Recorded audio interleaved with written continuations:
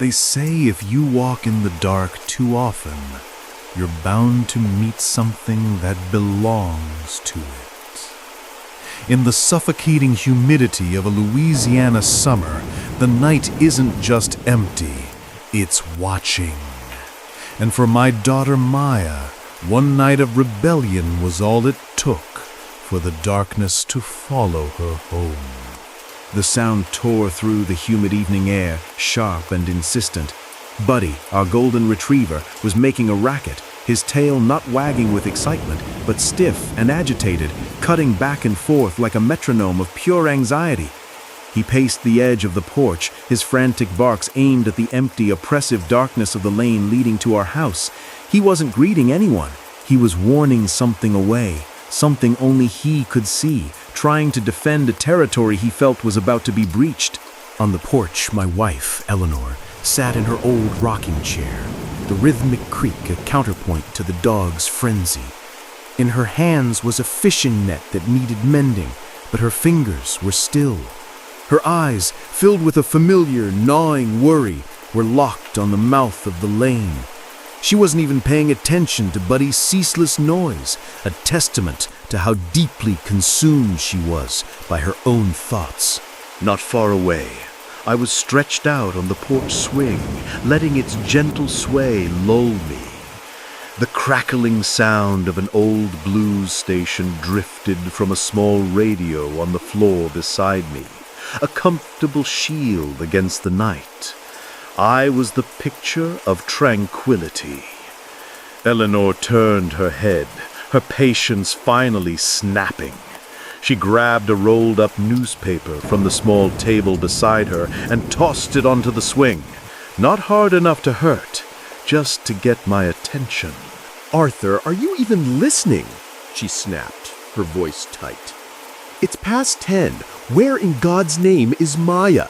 She's still not back, and all you can do is lie there listening to that racket." I sighed, reaching for the sweating glass of iced tea on the floor. I took a slow sip, letting the cool sweetness cut through the thick air. I felt no urgency, no flicker of the panic that seemed to be Eleanor's constant companion. "She's over at the Dubois place, Eleanor, playing cards with their youngest, probably. Their house is just up the road. It's all neighbors between here and there. What are you so worried about?" "What am I worried about?" She scoffed, her face a mask of disbelief. "You don't get it, do you? You don't have a mother's intuition. Out here, 10 o'clock is midnight. People have already locked their doors, turned off their lights, and that child of ours is still out there. Did she even take a flashlight? The light on that old bike of hers has been broken since she took that spill last month. For Eleanor, the world wasn't filled with ghosts or ghouls to be afraid of. Those were things of stories. The real monsters were the living, the people with ill intentions lurking in the shadows, and that was a fear she held on to with a white-knuckled grip." Just as her anxiety reached its peak, the familiar chime of a text message cut through the tension. Her phone, lying on the table, lit up. The message was from Maya. Her friend had had a bit too much to drink at the Dubois get-together, and Maya had borrowed Mr. Dubois' car to drive her home, all the way into the main town. She was just about to return the car, and then she'd be home. "Don't come looking for me," the text read. "I have a flashlight, don't worry." A long, slow breath escaped Eleanor's lips, a sound of profound relief. I saw her shoulders slump, the tension draining away. The road into town was one of the few in the area that had recently been fitted with new streetlights. It was bright, and the houses were closer together there. People stayed up later. She'd be fine. Eleanor placed the phone back down and, with a sigh, picked up the net again, her hands resuming their methodical work. "Buddy, hush now," she called out, finally annoyed by the dog. "You're giving me a headache." Our family lived deep in the Louisiana backwoods. Our little house was tucked away down a long dirt lane off the main road. a place where the asphalt gave way to packed earth and gravel. Life was a constant struggle, a balancing act of meager income from my work at the local farm and the odd jobs people hired me for. Eleanor did what she could from home, weaving and mending for folks in town to put a little extra cash in her pocket. We only had one child, our Maya. She was our world. 18 years old, freshly graduated from high school, and the center of all Eleanor's fears and affections. On the other side of town, Maya slid her phone back into her pocket and shot her friend Jenna a look. "See, you just had to get her wasted. I told you she was a lightweight and you kept pushing. Now look at us. What a mess." Jenna just grinned, pouting playfully as she patted the back seat of her bicycle. "Oh, hush. Hop on." They'd only gone about 100 yards down the road when Jenna had an idea. "Hey," she said, her voice full of mischief. "Let's take a detour down by the river bend. I heard the traveling carnival is set up in the old clearing. They stay open late. It'll be fun." Maya's heart leaped. The carnival. It sounded like something from another world. Her mother had kept her on such a tight leash her whole life, a bird in a cage who had only ever known the view from her own window. School, home, and church. That was her entire universe. Now, finally out on her own for one night, the thought of doing something so spontaneous, so forbidden, was intoxicating. She wanted to stay out all night to finally taste the life she felt was passing her by. Jenna heard the breathless excitement in Maya's voice and laughed, a loud, happy sound that echoed in the quiet night. With a sharp turn, they veered off the main path, heading towards the river, towards the promise of lights and music and life. The carnival was a splash of chaotic color against the black canvas of the night. It was a once-a-month affair, and the clearing was usually packed. Tonight, though, it was vibrant but winding down. Stalls selling clothes, cheap toys, and household goods stood under strings of bare bulbs. For Maya, whose world had always been so small and predictable, it was a sensory explosion. She felt a thrill of pure, unadulterated joy. The two girls walked and sang, their laughter echoing through the nearly empty grounds. Most of the nearby houses had already gone dark. A cold wind was starting to pick up, a sure sign of the coming rain. It rustled the huge banana leaves and Spanish moss that lined the road, making them whisper and dance in the darkness. Out here in the country, the world went to sleep early. They stopped at the edge of the clearing, a wave of disappointment washing over them. The vendors were already packing up their wares, pulling canvas covers over their stalls. They must have sensed the coming storm and decided to call it an early night. Jenna saw the light dim in Maya's eyes and quickly tried to comfort her. "Hey, don't worry. Next time I'll come get you earlier, I promise. We won't miss it." Maya was only a little disappointed. The thrill of just being there, of breaking the rules, was enough. She wasn't one to hold a grudge. They climbed back onto the bike and started the journey home, heading back down the same dark road. As they rode, Maya began to feel a strange sensation, a creeping coldness localized entirely on the back of her neck. It wasn't the wind. This was different. It felt slick, viscous, a bone-deep chill that made the hairs on her arms stand on end, and a wave of goosebumps wash over her entire body.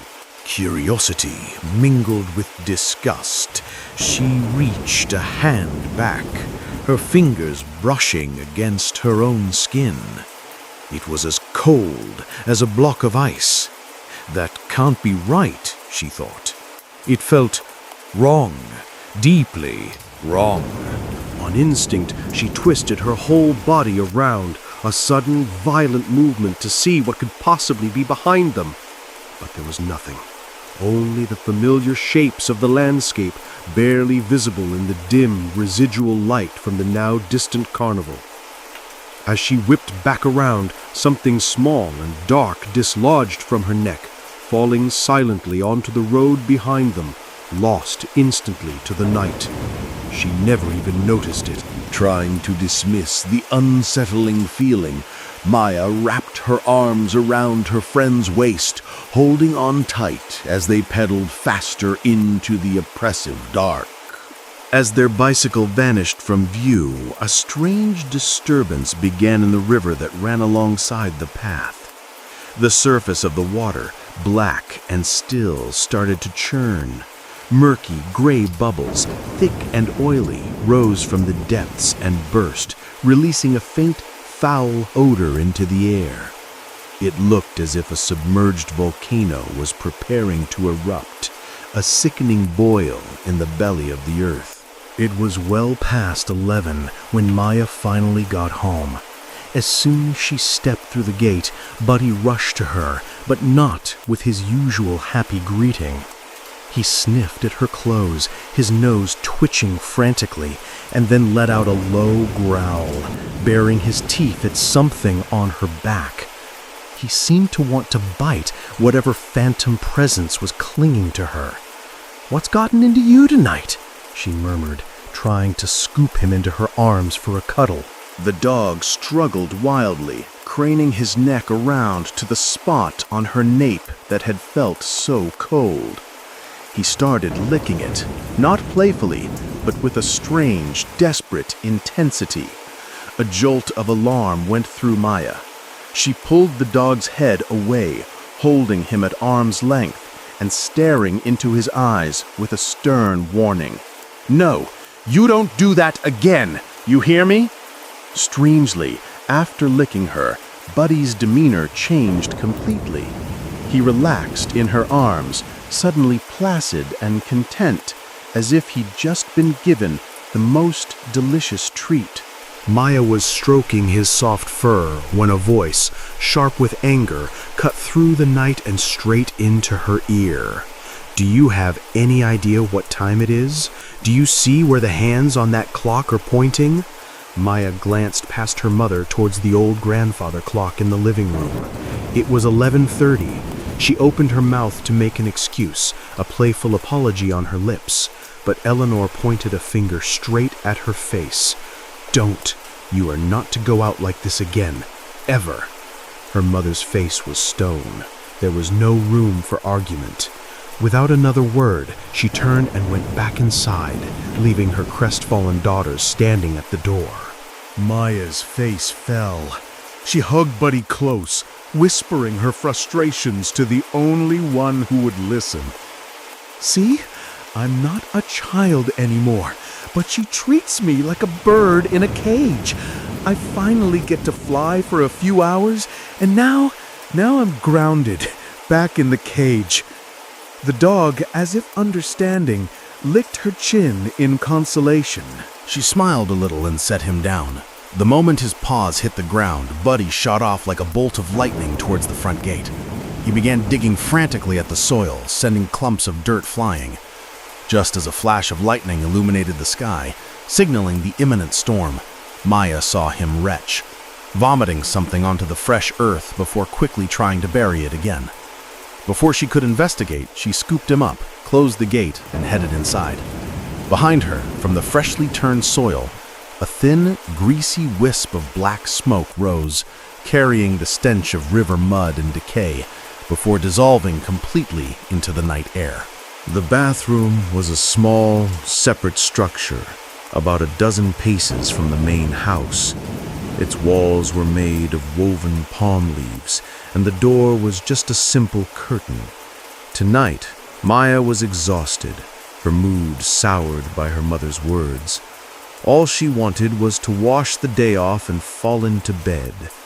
As she was changing, the single bare bulb overhead began to flicker violently. Didn't Dad just change that, she thought? She was about to call for her mother when a strong gust of wind blew the curtain open. The curtain flapped wildly, revealing the yard and a grove of old live oak trees beyond. And there, perched high on a thick branch of the oldest, largest oak, Maya saw it. A white, shadowy shape. Her eyesight wasn't the best, so the figure was blurry, indistinct. Probably just some laundry Dad hung out to dry and forgot, she rationalized, trying to calm the sudden tremor of fear in her chest. Just then, the light steadied, burning brightly again. The curtain fell still. Maya quickly finished dressing, wrapped a towel around her neck, and pushed the curtain aside to walk back to the house. The moment she was gone, the white shape in the tree vanished. The light in the bathroom clicked off, plunging the entire grove into absolute, profound darkness. Inside the main house, Eleanor was folding a freshly ironed shirt, still muttering to herself about Maya's behavior. She was terrified of something happening to her. A family of 3, a single precious daughter. If anything happened to Maya, she couldn't bear the thought. After a while, noticing the silence, she turned to see that Arthur had already fallen fast asleep. With a heavy sigh, she put the clothes away, switched off the light, and climbed into bed, her mind a maelstrom of worry, a past horror replaying itself behind her closed eyes. Lying in the dark, Eleanor listened to the steady rhythm of her husband's breathing. Sleep would not come for her. Her mind, a relentless engine of anxiety, had dredged up a memory she spent most of her days trying to bury. A memory from years ago, a day that had cleaved her life into a before and an after. In her mind's eye, she was back on the river, 30 years old and strong. Maya was only 5, a tiny figure in a pink sundress, standing on the bank and waving as Eleanor poled their pirogue home, the boat heavy with produce from their garden plot. This was their ritual. Every afternoon, as the sun began to dip toward the treetops, Maya would walk to the foot of the old wooden bridge to meet her. "Mama, Mama, you're back!" Her little voice, sweet and clear, would call out across the water. Eleanor would wave back, her heart swelling with a love so fierce it was almost painful. The little girl had seen her coming, and in her excitement had scampered down the grassy incline to the river's edge to wait. But the earth there, perpetually damp, was soft and treacherous. One moment, Maya was standing there, a beacon of happy energy. The next, the ground gave way beneath her small feet. She stumbled, her arms flailing, and then she was gone, swallowed by the brown water in a single, sickening splash. Time stopped. A scream tore from Eleanor's throat, raw and animalistic. She was about to leap from the boat, to throw herself into the river after her daughter, when another boat appeared from around the bend. An older man, Mr. Dubois, who used to run the ferry before the bridge was built, was in it. He had seen the whole thing. Without a second's hesitation, he dove into the water. For a heart-stopping moment, there was nothing but churning water. Then he surfaced, sputtering, with the limp body of her daughter in his arms. He'd gotten her onto his boat, his face grim. He said something strange then, something that she'd dismissed in her panic, but that came back to her now in the darkness. He said it felt like something had pushed her up from below, right into his grasp, as if the river itself had offered her back. Ever since that day, the day she almost lost her, Maya had changed. The vibrant, fearless child was replaced by a quiet, timid girl who was constantly sick. Her laughter, once so easy, became a rare and precious sound. She grew frail, jumpy, clinging to Eleanor's side. We took her to doctor after doctor, specialist after specialist. They all said the same thing. There was nothing physically wrong with her. She was perfectly healthy. But Eleanor knew better. A part of her daughter had been left behind in that river, and something else, something cold and unseen, had taken its place. It was this fear, this deep-seated knowledge that her daughter was fragile, that had turned Eleanor into the overprotective, rigid mother she was today. A sudden, deafening crack of thunder jolted Eleanor from her memories. The storm had finally broken. Rain began to fall in a torrential downpour, hammering against the tin roof like 1,000 frantic fists. The old house groaned under the assault of the wind, and a flash of lightning bleached the world white for a split second, followed by a darkness that felt even deeper than before. The violent sound ripped Maya from her sleep. She sat bolt upright, heart pounding. Her bed was next to the window, and in her exhaustion she'd forgotten to close it. A cold spray of rain misted her face, and the curtains thrashed like panicked ghosts. Disoriented, she squinted through the dark, trying to get her bearings. Another flash of lightning lit up the room, and Maya's breath hitched in her throat. Standing in the middle of her bedroom was a man, or the shape of one. He was tall, slender, maybe in his early 20s. He wore simple trousers and a t-shirt, but his entire form was drenched, dripping water onto the wooden floorboards. Water streamed from his hair, running down a face that seemed gentle, almost kind. He wasn't moving. He wasn't threatening. He was just standing there, watching her. I'm dreaming, she told herself, her mind scrambling for a rational explanation. It's a nightmare. I had that beer earlier. It's messing with my head. It's not real. She slapped her own cheek, a light, stinging tap. Wake up, Maya, wake up. An enormous clap of thunder shook the very foundations of the house, so loud it felt like the sky was being torn in two. The accompanying flash of lightning was blindingly bright, and in that stark, prolonged illumination, she saw him again, clear as day. He was real. Her heart felt like it was trying to hammer its way out of her chest.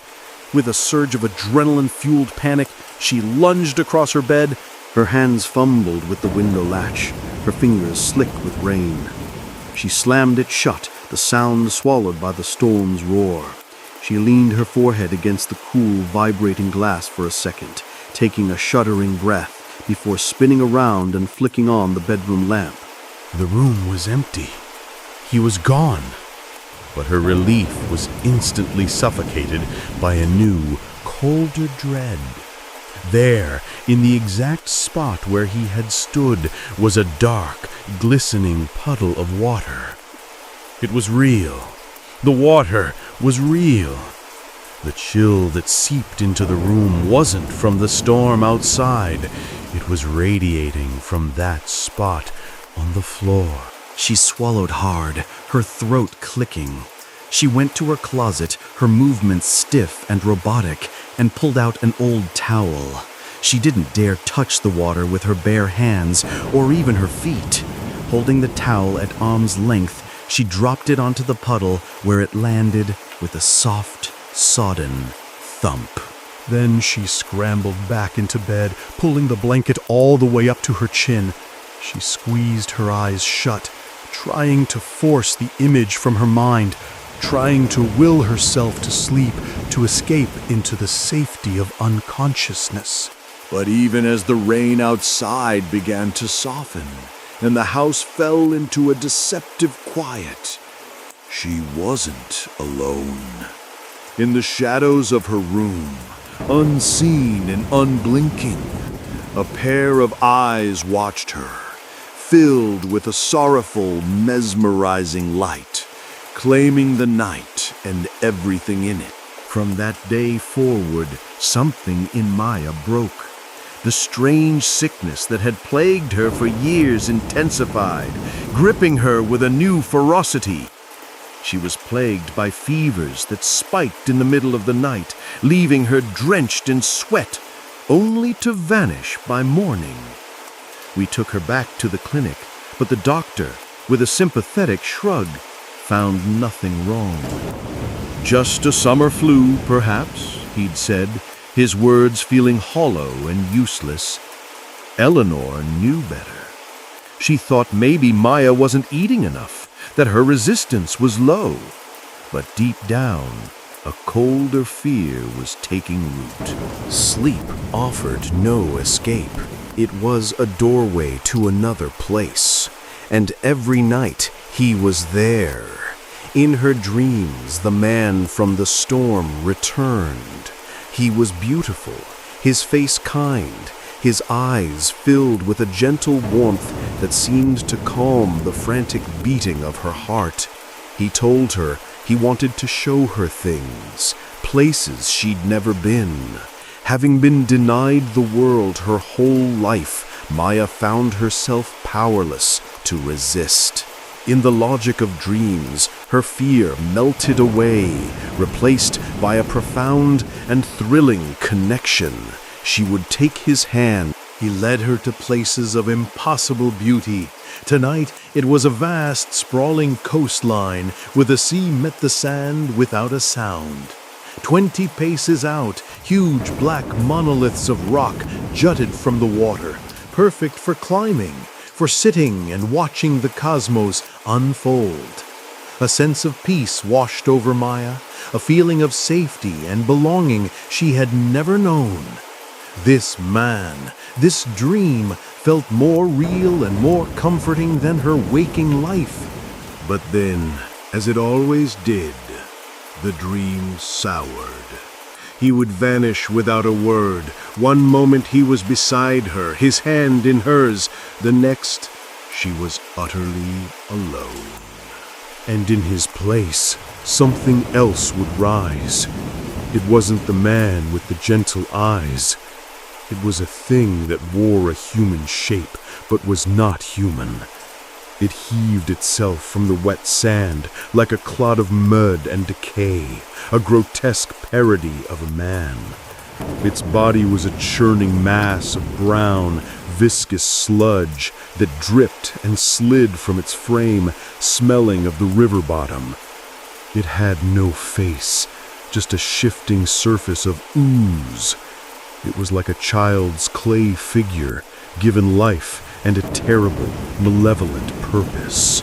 It moved towards her, each step a squelching, sucking sound, as its semi-liquid feet dissolved and reformed. Its massive shape blotted out the stars, a wall of filth and horror, advancing relentlessly. Fear, cold and absolute, seized her. She scrambled backward, her heels digging into the sand. But there was nowhere to go. Behind her, the ocean, once serene, had become a raging beast, its waves crashing against the shore with a hunger that promised to swallow whole anything that drew too near. If she kept retreating, the sea would take her. That night, a strange noise from Maya's room woke Eleanor. She quietly pushed the door open, and her blood ran cold. The mosquito net over Maya's bed had been torn from all four corners and was twisted around her daughter like a shroud. Maya was fighting it, her body writhing and convulsing, her limbs flailing wildly against an unseen enemy. That night, a strange noise from Maya's room woke Eleanor. She quietly pushed the door open, and her blood ran cold. The mosquito net over Maya's bed had been torn from all four corners and was twisted around her daughter like a shroud. Maya was fighting it, her body writhing and convulsing, her limbs flailing wildly against an unseen enemy. After a long, terrifying struggle, Maya's eyes flew open. She bolted upright with a deep, ragged gasp, as if she had been holding her breath for an eternity. Eleanor held her daughter, stroking her back, waiting for the frantic heaving of her chest to subside before she dared to ask what had happened. Through tears and choked sobs, Maya told her everything. about the dream, the beautiful man, and the horrifying creature made of mud that was trying to drag her into the sea. It was at that moment Eleanor knew. This was not sickness. This was something else. The next morning, Eleanor went to see her friend and neighbor, Brenda. Brenda was a woman who believed deeply in the things that lay beyond the veil of the seen world. After hearing the story, Brenda's face grew grim. She gave Eleanor the address of a man in the next town over, a Brother Jonah, she called him, a spiritual healer. He's helped a lot of people, she said, her voice a low whisper. He sees things. He'll know what to do. Hope, fragile as it was, fluttered in Eleanor's chest. That afternoon, she and Maya drove to the address. The house was a spectacle of spiritual kitsch. Yellow paper talismans with red, spidery script were tacked to the walls. The air was thick with the cloying smoke of cheap incense. Brother Jonah, a man of about 60 in a garish yellow robe, sat with his eyes closed, the very picture of serene authority. As they knelt before the large, cluttered altar, he spoke without opening his eyes, his voice echoing slightly in the small room. Why have you allowed him to follow this child? Eleanor and Maya exchanged a stunned, fearful look. They hadn't said a word yet. The man opened his eyes and looked directly at Maya, his gaze unnervingly perceptive. He described her condition with perfect accuracy. The fevers, the weakness, the nightmares. He has followed you for a long time, Brother Jonah intoned. Longer than you think. This spirit has been with you for many years, he continued, his voice dropping to a dramatic whisper. It attached itself to you on the day you fell into the river. You should have died that day. It was he who lifted you up so that Mr. Dubois could find you. He was your savior, but now he has become your tormentor. He is an anchor, and he means to pull you down with him. Maya found her voice, a small, trembling thing. But if he's been with me since I was a child, why am I only seeing him in my dreams now? He has always been in your dreams, the psychic replied smoothly. He was simply erasing your memory of it each morning. But you have grown weak, and he has grown bold. He no longer hides. He intends to claim you. He told them the case was not uncommon and that he could sever the connection. He gave Maya a red string bracelet with a small folded charm tied to it. You must wear this at all times, never take it off. He then produced a glass of cloudy water and instructed her to drink it all. This will cut the spirit's tie to you.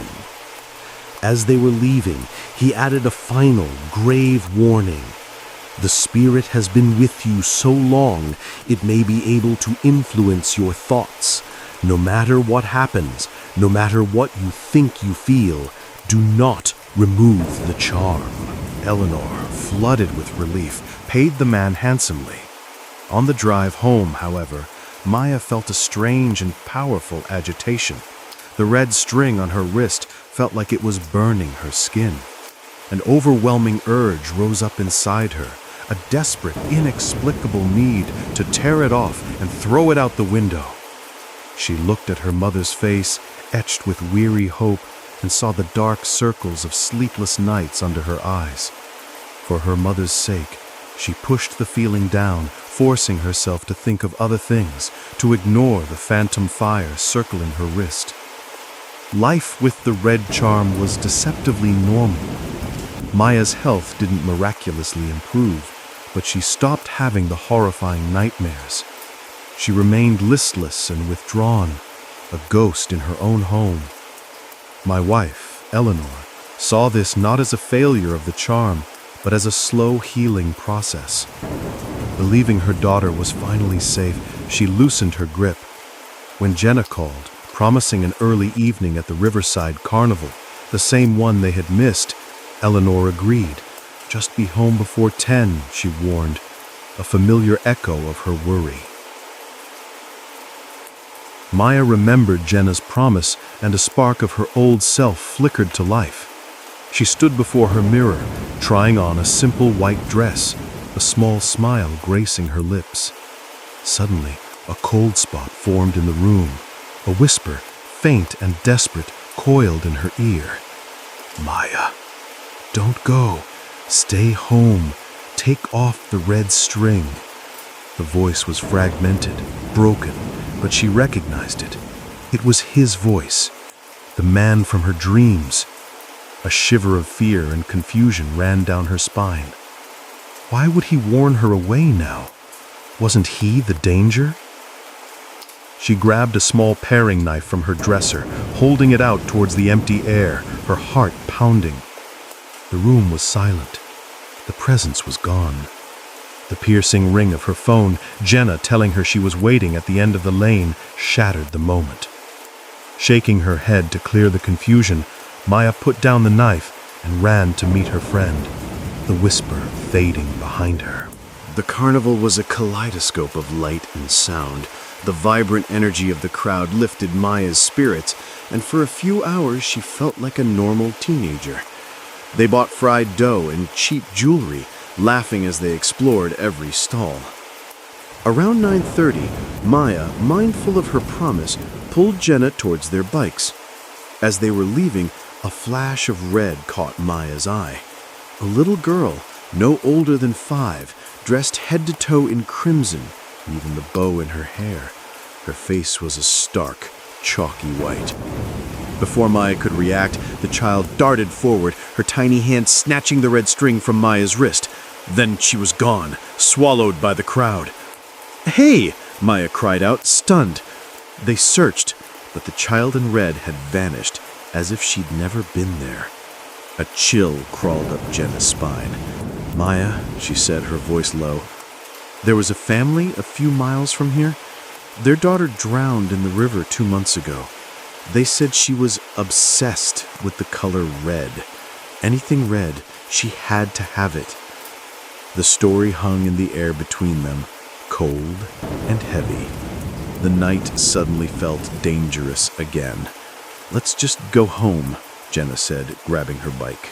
They pedaled quickly, heading for the bridge that would lead them home. As they reached the apex of the bridge's arch, Maya glanced down at the river. What she saw made her stomach heave. The water below was churning, not like water at all, but like a massive vat of boiling gray cement. Thick, oily bubbles rose and popped, and a putrid stench, the smell of rot and old death, assaulted her nostrils. A wave of dizziness washed over her. She heard Jenna scream her name. The world tilted violently. There was a horrible grinding sound, the shriek of metal on asphalt, and then a tremendous impact. Maya felt her body being thrown, but at the same time, she felt a strange, gentle pressure surrounding her, as if she were being cradled in strong, unseen arms, shielding her from the worst of the blow. Then, everything went black. When Eleanor and I got the call, a part of our world ended. We found Maya in the emergency room, miraculously suffering only minor scrapes and a concussion. But Jenna was seriously injured. A broken leg, a shattered shoulder, and a possible head injury. She was unconscious and being prepped for transfer to a better equipped hospital. As we stood vigil by Maya's bed, my wife, weeping, confessed that the red charm was gone. The next morning, her last shred of hope was obliterated when she saw the local news. Brother Jonah had been arrested, exposed as a charlatan and a fraud who preyed on the desperate. He was a fake. All of it was a lie. I looked at my daughter, pale and still in the hospital bed, and a memory surfaced. An old uncle of mine, a devout man, had once spoken of a true healer, a hermit who lived deep in the bayou, a man of real power. It was a long shot, a desperate grasp at a miracle, but we had nothing left to lose. A week later, when Maya was discharged, we began our journey. It was a grueling trip, deep into the swamp, where roads ceased to exist. We finally arrived at a small, dilapidated shack built on stilts over the murky water. Before it, in a small patch of clear water, 3 perfect lotus flowers were in bloom. An old man with a long white beard, leaning on a cypress staff, emerged as if expecting us. He invited us in, his presence radiating a profound and gentle peace. He listened patiently as we recounted our story. When we finished, he simply nodded and went to the doorway, looking out over the water. He began to speak, his voice soft, not directed at us, but at the empty air. "I see you, son," he murmured. "A restless, wronged soul. Why do you cling so tightly to this girl?" For a long time he stood there, listening, nodding occasionally as if in conversation. The air grew heavy with unspoken tragedy. Finally he returned and told us the true story. The young man's name was Liam, and he had never been the one trying to harm Maya. He was her protector. The story Brother Jonah had told was a twisted half-truth. Liam had saved Maya from drowning all those years ago. Seeing how fragile she was, his spirit, trapped by a terrible injustice, had latched onto her, following her, watching over her. The true evil was a different entity entirely, an ancient, malevolent thing that lived in the river, a sludge demon that fed on weak life forces. It was this creature that had latched onto Maya that night by the carnival, leaving its foul residue on her neck. It was Buddy, our dog, who had licked the spot clean, saving her from immediate possession. But the creature, sensing her vulnerability, had used a fallen strand of her hair to invade her dreams, appearing as the mud monster. Liam had manifested in her dreams to fight it, to protect her. The day of the accident, he knew the creature would try to take her on the bridge. He had desperately tried to warn her, to keep her home. When that failed, he used his fading strength to knock the charm from her wrist, a fake charm that did nothing but block him from getting close to her. At the moment of impact, it was Liam who had wrapped his spiritual body around hers, taking the brunt of the force, which is why she was spared, while Jenna was not. The hermit then told us Liam's own tragic tale. He had been murdered by his cruel stepbrother, pushed into the river, and his death framed as a suicide by his wicked stepmother so her own son could inherit. His soul, bound by the injustice and the undiscovered location of his body, could not move on. That evening, the old man performed a ceremony. At the river's edge, he trapped the sludge demon in a clay jar, sealing it with powerful blessings. He then sat with us and spoke to Liam's spirit, promising to find his hidden remains and give him a proper burial, to tell the world the truth so his soul could finally be free. He gave Maya a new charm, a simple woven circlet. "He can rest now," the old man said gently, "and so can you." Weeks turned into months. Maya's health returned, brighter and more vibrant than ever before. The shadows under her eyes vanished, replaced by the light of a girl given a second chance at life. She went to visit Jenna in the city, who was well on her way to a full recovery. She told her the whole unbelievable story. Jenna, looking at the newfound peace in her friend's face, didn't question a word of it. That night, back in her room, Maya looked out at the moonlit sky. She felt a profound sadness, a sense of loss for the boy who had saved her twice. It was a strange and impossible love story, a bond forged between worlds, between life and death. It could never have lasted, she knew that. For them, separation was the only true path to peace.